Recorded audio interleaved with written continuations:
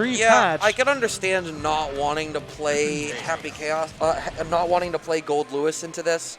It's been, even the little bits of it that we've seen from ShadowKlone is the fact that the minions come out so quick makes it that much more oppressive, and with Goldlewis being a little bit bulkier of a character, you really want to get in. I mean, they gave you 6S. It's either 6S or 6H, the command normal now that carries momentum and can be canceled into Behemoth Typhoon. So you can get your game started from farther out, but especially watching how ShadowKlone's been playing today. So I will also say that Kenny's Happy Chaos in the past has not looked great. No, it was I wouldn't call it happy. That wouldn't be. There's a little bit of joy, I guess, but that's about it. Immediately back to full screen. But I mean, this is the thing though, is Kenny's played majority of his zoning Happy Chaos, which has received quite a significant nerf, this patch. Is that dash blocked or no? It is blocked, but is it punished? No. Oh, the clone keeps him alive. We get the offensive burst from ShadowKlone. Oh no, the 6P actually makes this perfect for Kenny. All that work to corner him, and suddenly you're in the corner now. You have to deal with this pressure, and this is the thing that they did emphasize for Happy Chaos, turning at the ready stance into a little bit more of a pressure tool. Huge dust. Yeah, nice you know what?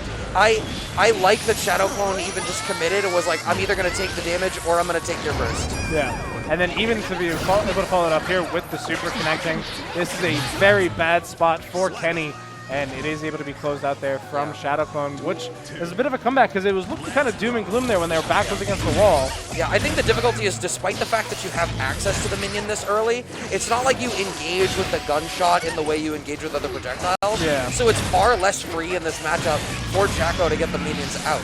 So what happens is ShadowKlone needs to play without minions until they get into range 0 and start, and then they can bring the minions out, at which point they can pressure the ever-loving hell out of Happy Chaos. Nice. Catching him through the curse application. Now curse goes away if you hit him through it. Yep. There was an overhead in there, I think, that I did not see. Yeah, we're going to get this super coming out as well. This minion never Look ending. at that chip. Look at the risk gauge. It was bright red until just that second when the connection came through. And look at this. You're going to be able to build it right back up. In fact, that is not going to kill, but the chip will do it. Wow, so both of those rounds starting off on the back foot, but yeah, once ShadowKlone was able to weather the storm, find the opportunity when Happy Chaos is lower on resources, which is a bigger deal now. It happens more often. It's easier to engage with Happy Chaos's resources with the change now. Yeah, and you can even see Kenny trying to adjust to the changes. They're using the concentration much earlier in the sequence and things like that. I mean, look at how fast that bar went down. Yeah. You're even forced to You only get 3 or 4 shots before you need to delay your stuff and get it back. Yeah, and this was, the big issue that they were trying to deal with. But now, when you're in their feast like that, you basically keep all of your concentration bar. You can do whatever you want. The trade there. But look at Kenny's bullets. He's down to 2 shots. Yeah, I think ShadowKlone got a little bit too itchy on the trigger finger to try to make this round happen. Every time ShadowKlone got in range, they're efficient and kept trading, and those trades don't work out. You really need that clean shot. Yeah. Now curse is on. You got to hold that dash now. One thing I will say is that Kenny, so far, since the last time I saw Happy Chaos, he's being much more conscious of the fact that he has to reload. Yeah. Last time I was watching Kenny's Happy Chaos, he just burned through all of his shots and then was having to find him a space to reload that just didn't exist. And just like this, he's not going to get a reload in here. He has to hold this pressure. Pressure's insane. Finding the counter hit. I don't know why Kenny swung. You just need to wait. I guess ShadowKlone dashed forward. Maybe Kenny tried to tech a throw. Yeah. Or was even just feeling antsy with it. Wow. Yeah, ShadowKlone's real problem here is ShadowKlone is finding the right spots to advance. I don't think ShadowKlone feels comfortable on where and when in that sequence to transitioning from advance to attack. And so what's happening is Kenny is finding that spot when ShadowKlone does more than a micro dash. Yeah. And Kenny's sticking out a 2S and clipping ShadowKlone for trying to get eager. Yeah, I mean, both these players are trying to run a one-player game, and when they're successful, it's great for them, and when they're not successful, it's great for their opponent. Yeah. but we have seen a couple adjustments come through. I mean, Kenny is playing quite smart here. Is still going with the zoning gameplay. It seems that it might still... I don't know if I'm going to call this work, but it is still a potential for at least a small portion of the round. I mean, the reality is it's still there. I think the thing is, zoning is ordinarily a game plan that frustrates and then opens up other things.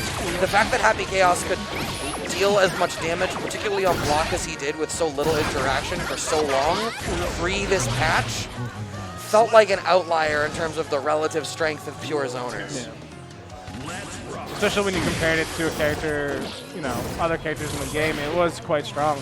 But no, I am excited to watch Happy Chaos players adjust potentially to the mixed game that's available to them, that's always been available to them. Because, it is a very strong mix between roll through and instant overheads with the gunshot and things like that. But see, this is the thing that ShadowKlone is fishing for, is when that curse needs to be reapplied, ShadowKlone is trying to really press the issue there. And when he's finding it, those rounds he wins. Yeah, and right there, the things that he was able to find successfully is Kenny has been consistently headbutting the minion as it comes in. Yeah. And so that time, ShadowKlone threw the minion, the headbutt connected with the minion, and then ShadowKlone was able to slide in, get a huge counter hit, and then that led into the super combo. Which is the same thing that ShadowKlone was doing to beat Cole in their previous round in the loser side as well, where, Cole was exactly the same, 6P'ing the minions to try to keep them off the board, but ShadowKlone is right behind to protect the minions. Yeah.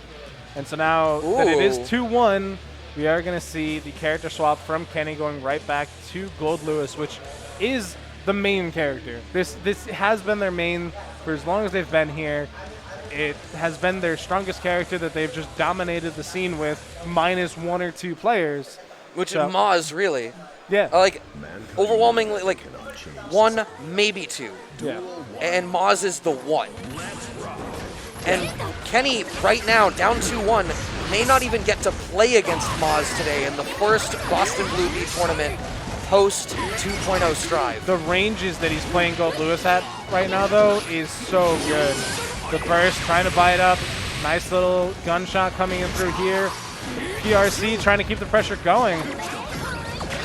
Oh, what tier of drone was that? That was tier 3, I think. No, I think it's tier 1. Or tier 2, I mean.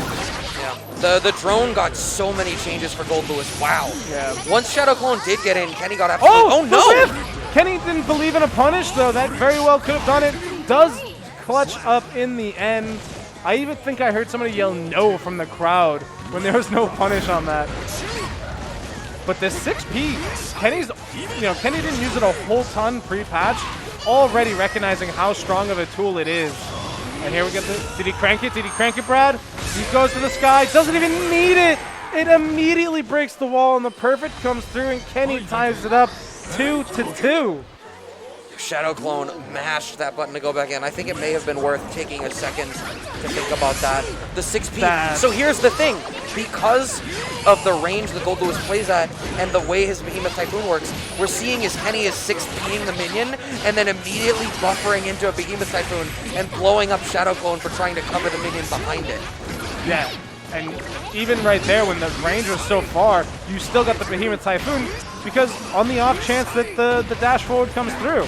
But look at this, counter hit coming in, huge damage. That's another dead Jacko. This character does so much damage. I love it. Hitting you with the full might of the U.S. military. Him and Guile are going to meet for drinks. You just know it. Are we going to get crossover characters in Street Fighter 6? They're the only company that hasn't done guest characters yet. I'm going to go with probably not. I think they have enough in their catalog. Oh, what an anti-air. YRC from ShadowKlone. Oh, is that going to connect? That hits. No, it doesn't. What? It blows up the minion, but I guess the minion drop recovers much faster than we would think. Yeah, I thought it was still mid-animation, but the counter hit comes through. The 6P wasn't in time. This is still doable for Kenny, though. Yeah, you see ShadowKlone transitioning back. And I like that ShadowKlone is willing to do this. When the turn ends and they have the life lead, they'll rest on that JD and just back off and try to aggressively cover space in front of them, not overextend. Wow. Uh-oh, the Sky Laser.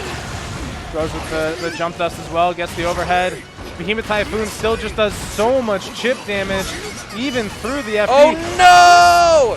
That's still not. alive. The drone comes out. What's it gonna be? We block the low Behemoth Typhoon. We're blocking so much. ShadowKlone, it dies to nearly anything right now. Having to FT Literally through all this anything. pressure, even on chip, that's so bad. ShadowKlone is gonna have a really hard time making this happen, and they're not gonna be able to, clipped by the anti-air functioning Behemoth Typhoon.